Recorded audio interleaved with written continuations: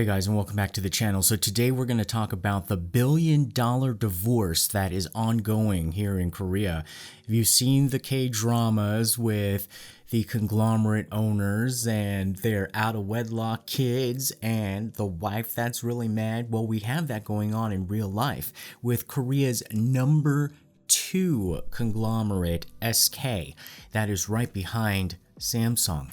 And this has been going on for quite a while. We had some developments with the first court ruling that did the wife dirty, and now she is not giving up, and she has been spilling receipts ever since like 2015 when it was clear that there was an out-of-wedlock kid that her husband had fathered with his mistress. Now she says she's fine with putting it all to rest, but she wants at least $1 billion for her troubles. And today we're going to review BANILA Co.'s updated version of their serum that I was a really big fan of, but now they're calling it an essence. How does it compare to the original? Because I think you could only get the original out of Korea. I can't get it. It's one of my favorites. It's gone, but you in America, you can still get it, but I don't think you can get this. So we're going to put it head to head. And of course, this channel is sponsored by myself. So if you want to get your hands on K-Beauty at home, a device that you can always have on your shelf, put the power of your anti-aging back into your own hands and control, and do it whenever you want. You can get the EcoFace LED mask in gold or pearl white, or the B1 eye care solution that focuses on your eye region when you're looking really tired. Boost that up, bring the collagen back with technology, not overpriced skincare products, even though we like those, but we always want to do this most efficiently. And of course, Seoulite TV viewers, you get the best discount. I believe the current coupon code, the word is the same, Seoulite TV, but the current discount is 10% off of our lower prices, because yes, inflation, we need to bring it down. So I'm going to try to do that for you, at least in terms of the world of K-Beauty. All that coming up. Stay tuned.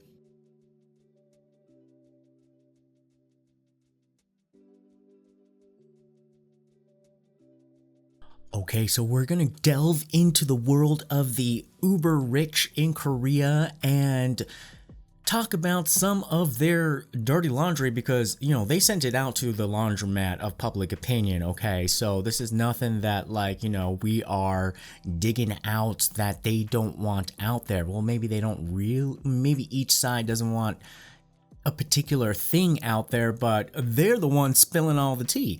So SK Group, you may not be as familiar with if you're not in Korea. The brand, I think, is a lot stronger in Korea in terms of a consumer-facing element because of their Telecom group. So they are like the AT&T or Verizon or T-Mobile of South Korea, and generally the services are the same. But if you had to press Korean people on it, you know, which is the #1 carrier, a lot of people would say SK Telecom. It certainly was in the past, leaps and bounds in terms of quality and service.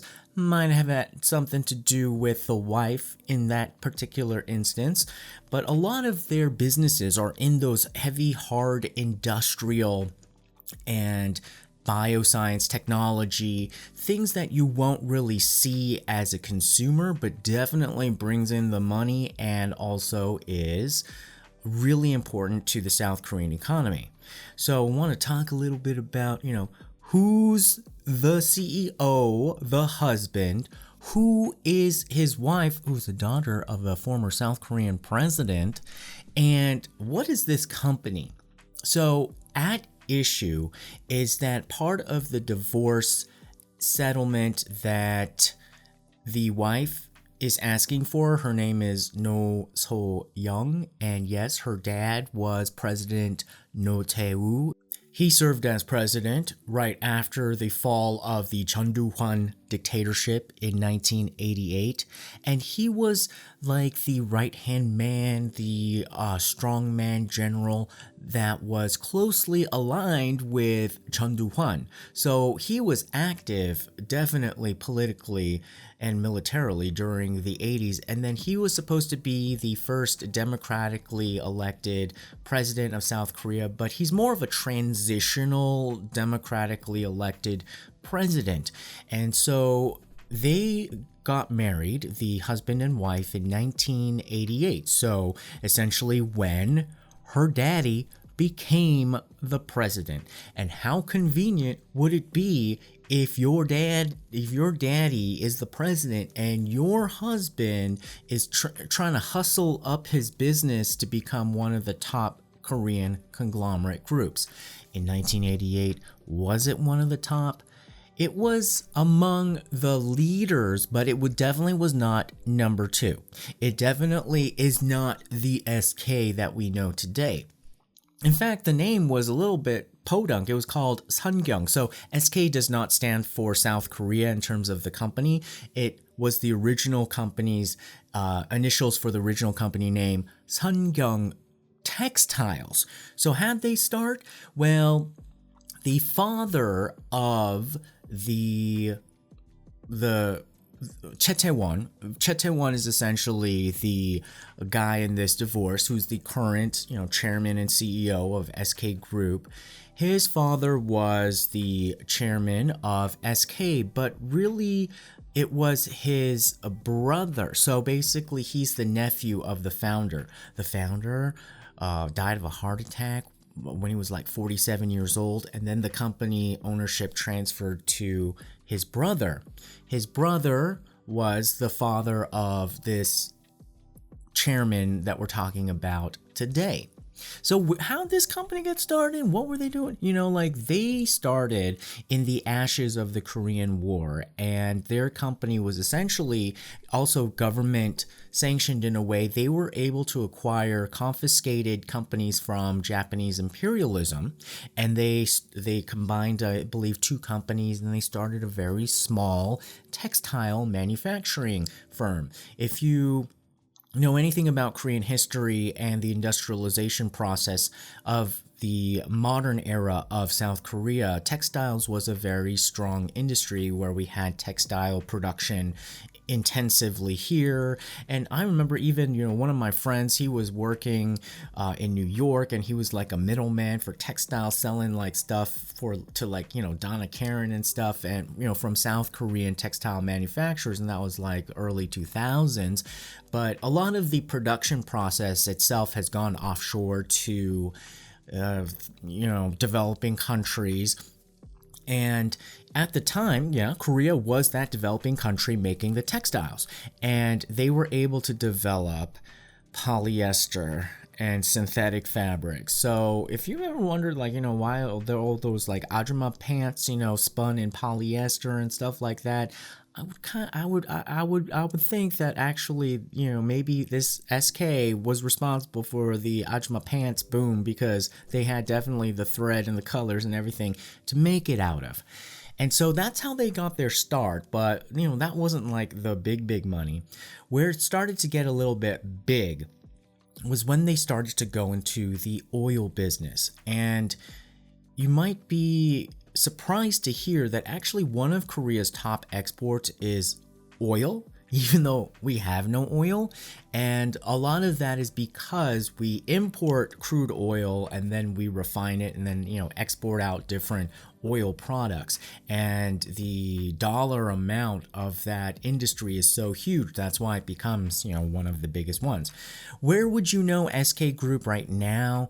Well, the thing that's really lauded or kind of touted a lot in terms of the news that might hit America is that it is the 4th largest.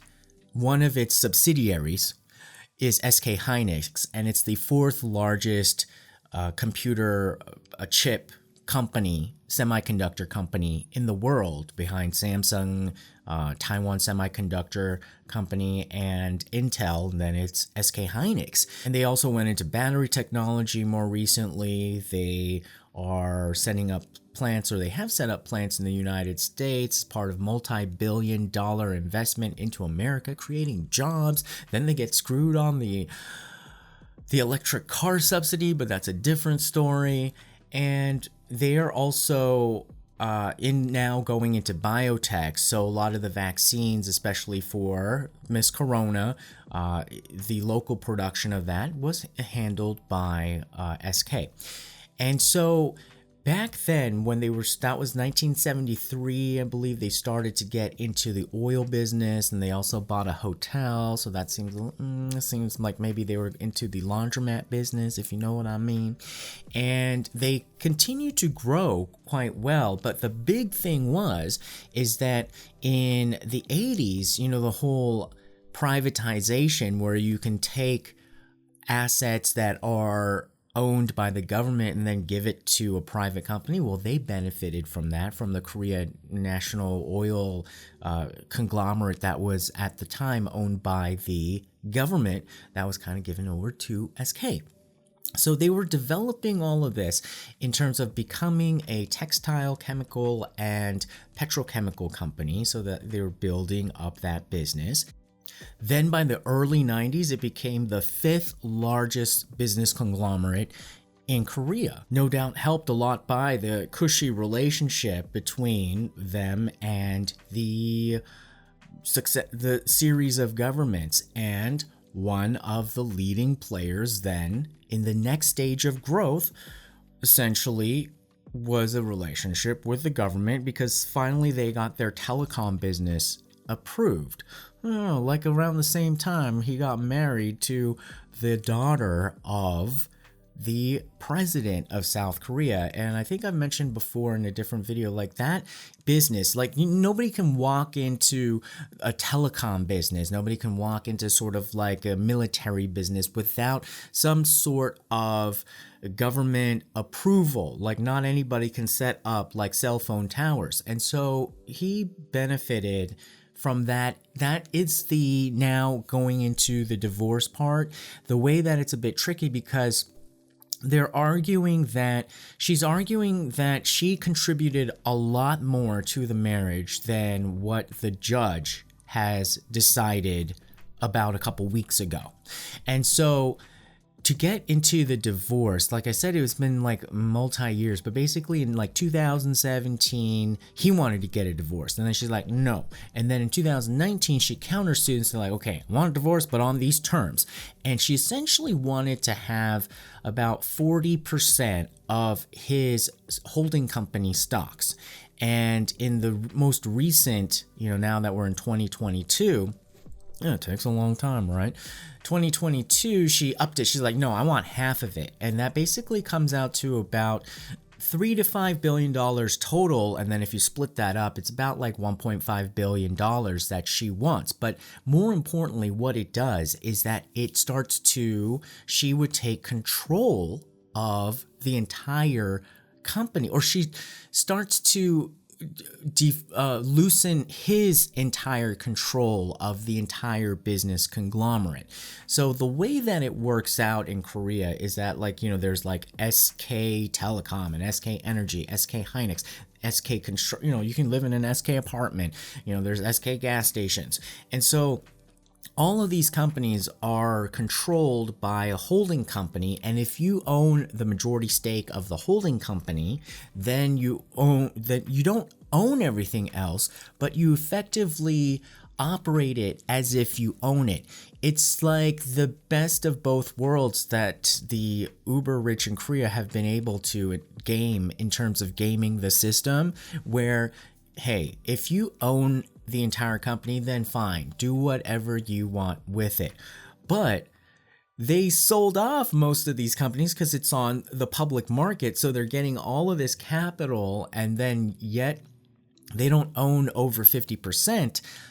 in terms of the holding company, he only owns like about 17% of it. And so if she took half, it'd be 8.5%, 8.5%. And then that becomes a lot more tricky in terms of, well, who has control? Who can, gain more shares and then effectively control the entire business group?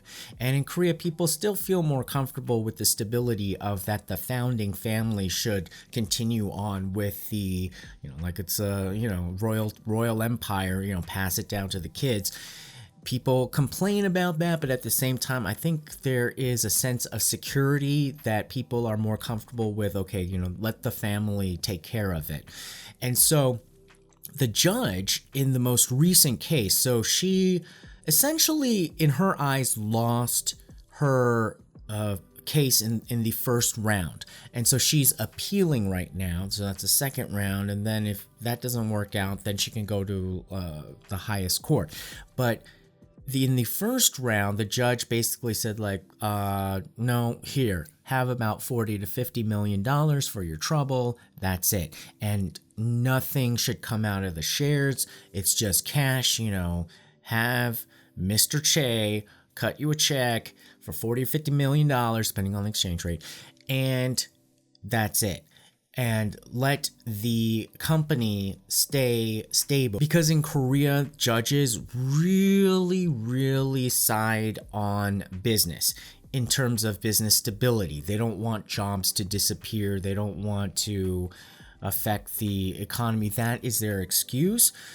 And so they're very willing to kind of like make up these kind of like justifications on why you should protect the company first before any kind of like human rights or like marital rights. But she's saying like this sets a horrible precedent where a man can, or any spouse who is economically, above, can just do whatever they want, throw you out, and you can't have any recourse in terms of getting a fair compensation. And of course, she said that she was very careful. She's like, I know $40 to $50 million sounds like a lot of money, and it is to most people, but it doesn't account for, in her, she probably already has 40 or 50. She don't need another 40, $50 million. She wants to hit him where it hurts in terms of like power and control over his empire. That's what she's going after.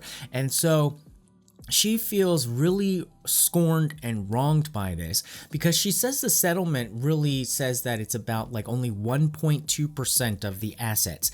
And the judge said that her contribution to the marriage did not merit $1.5 billion. Here's 40 or 50 million. She said, that's only like 1.2%. You're saying my 30 years of marriage is only 1.2% of value? And she's saying like, I contributed so much to the marriage and to the success of this corporation. And even while they were going through all of the turbulent times, she said she did nothing to damage the company. Now, what was the legalese that the judge used in terms of his justification? He said that the shares are not applicable to this type of divorce settlement, even though that's like the assets that you would split. Normal people would split like maybe the house and then the stock investments or your retirement and insurance or whatever else you have. But he said that these stocks and these shares in the holding company aren't normal property. They are a peculiar property, and they get away with saying like, oh, it's a peculiar property. And he said that also like, oh, it was not applicable because it wasn't something that would be categorized in terms of an asset that you acquired during the marriage. And she's like, oh, no, because actually I think she's really right about this, and she should keep pressing on this and, inform the public how this game works. And so she said that no, the $3 billion that he has worth of shares in the holding company is actually the product of shares that they bought for only about $200,000 or $300,000 in the 90s. And this is kind of like the game that they were setting up. Remember how Samsung the Samsung heir and now the chairman, he went to jail and stuff like that because it looked really shady on how they were going to make sure that he had enough shares in a controlling company but not use a lot of money for it. Similar way that happened, he did as well in order to get the holding company.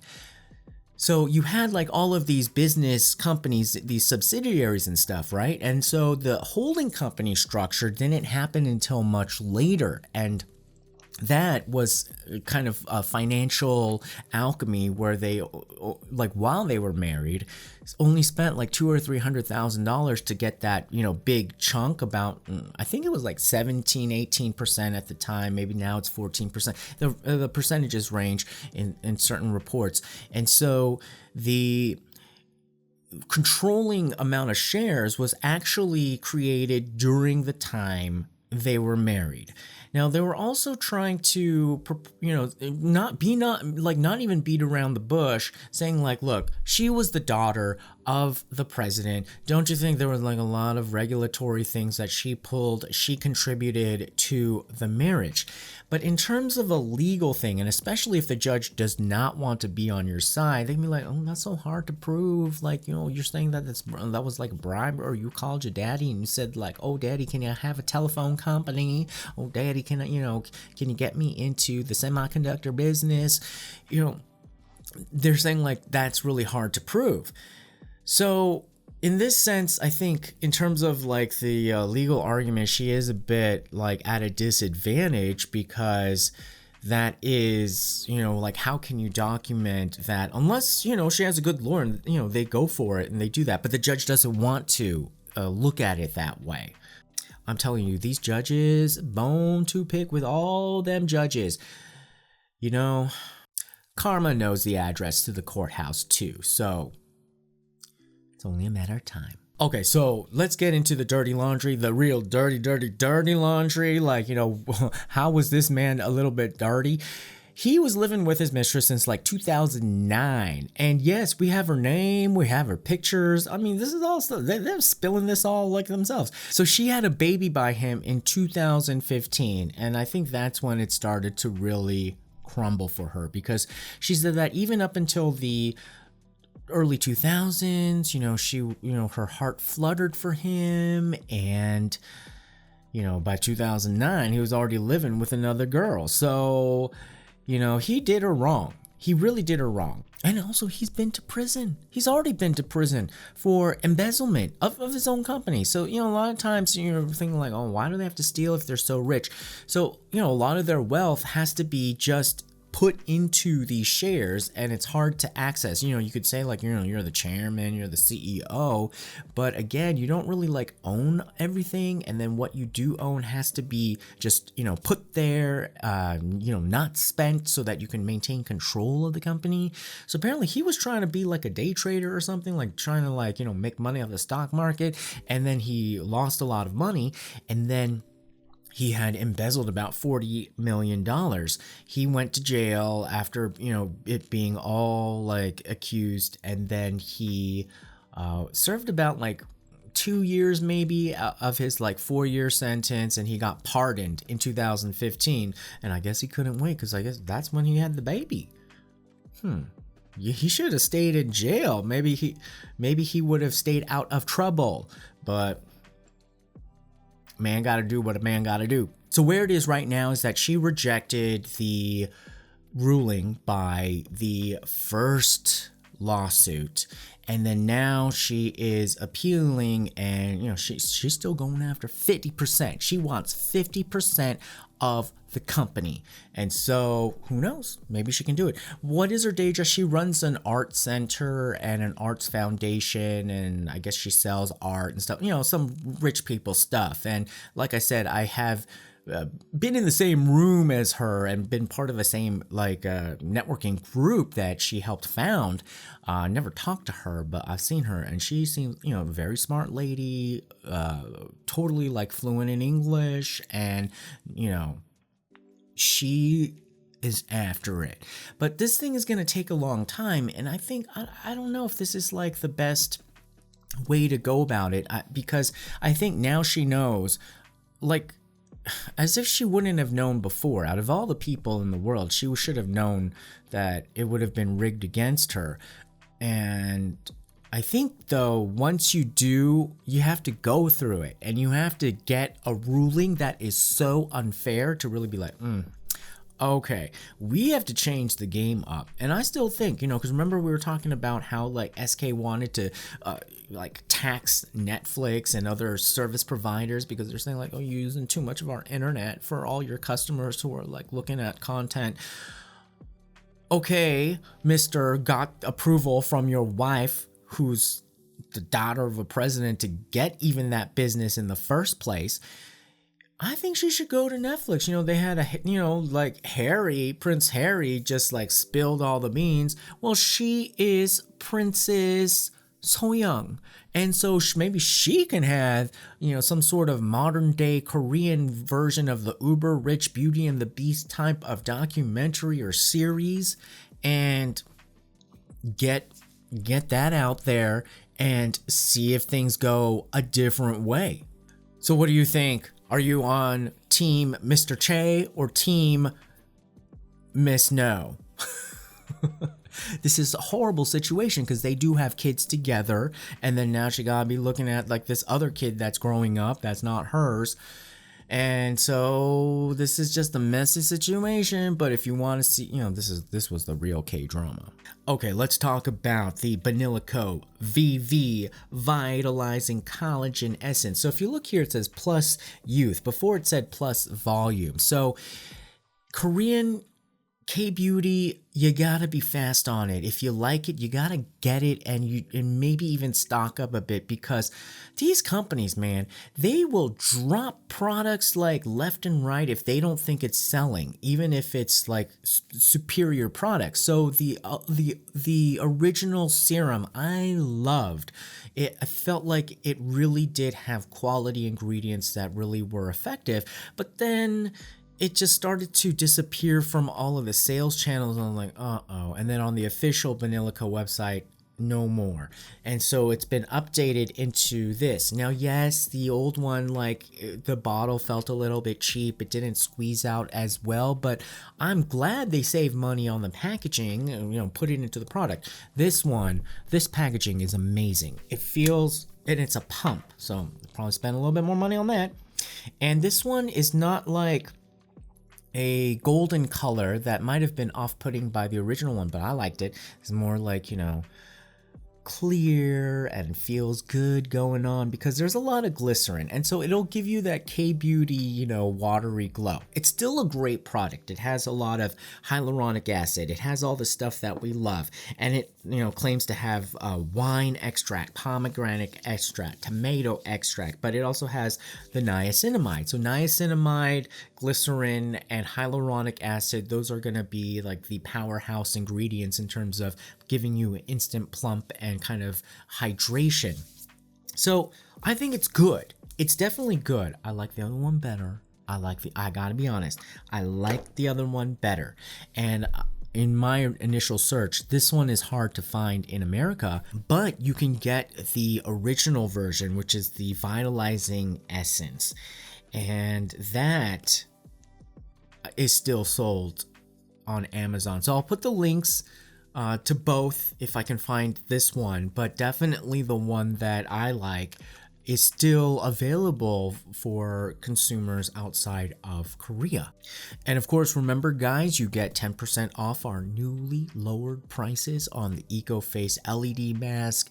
Get 2 different wavelengths of LED red lights that stimulates collagen and helps circulation of your skin to give you glowing and plumper skin. And then also the eye masks are amazing, and they will help with like under eye dark circles and bags and crow's feet, and then just give you an overall relaxing spa experience. Get both, because there's also a bundle package as well. All right, guys. Well, so what do you think? Like this divorce thing, divorce is one of the major traumas. They say it's like on the magnitude of death and unjust termination of a job, because essentially all those things are deaths, you know, deaths of who you are, essentially who you are in terms of like your identity with your spouse, who you are as your identity of like your work, and then, well, death is death. You know, that's really a death of who you are. So very traumatic, and I think for her, she feels like this does not respect the amount of sacrifice that she gave of her life to this man. Put your comments below, like, share, and subscribe, and we'll see you again next time. Bye-bye, guys.